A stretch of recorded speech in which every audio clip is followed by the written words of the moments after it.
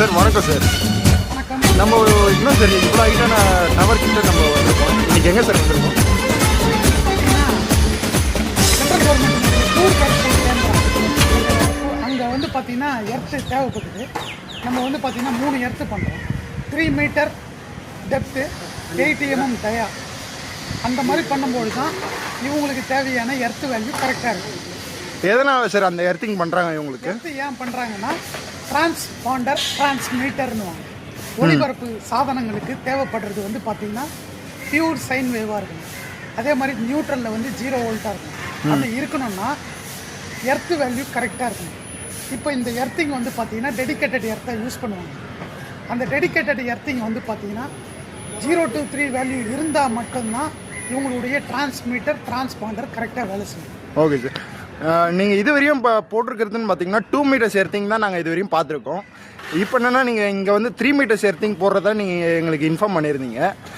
எதனால் சார் இங்கே 3 மீட்டர்ஸ் போடுறீங்க? 2 மீட்டர் வந்து பார்த்தீங்கன்னா டொமஸ்டிக் யூசேஜ் வந்து பார்த்தீங்கன்னா 2 மீட்டரே போதுமானது. இது வந்து 3 மீட்டர்ன்றது வந்து பார்த்தீங்கன்னா பியூர்லி கமர்ஷியல்.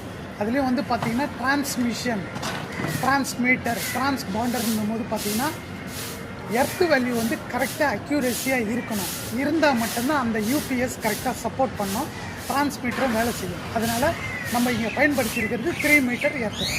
இந்த 3 மீட்டர்ஸ் எர்த்திங் வந்து எங்கெல்லாம் யூஸ் பண்ணுவீங்க சார்? 3 மீட்டரை பொறுத்தவரை பார்த்தீங்கன்னா 100 kVAக்கு மேலே போகிற லோடுக்கெல்லாம் கம்பல்சரி 3 மீட்டர் யூஸ் பண்ணால் மட்டும்தான் நமக்கு வேல்யூ வந்து 0 to 3 வோல்ட்ஸ் வரும். Okay sir.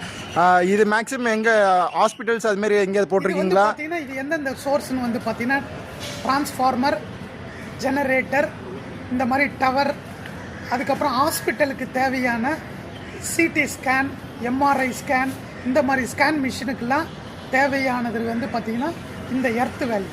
இந்த எர்த்து வேல்யூ வந்து பார்த்திங்கன்னா 3 மீட்டரில் மட்டும்தான் அக்யூரேசியாக கிடைக்கும். Okay sir, thank you sir.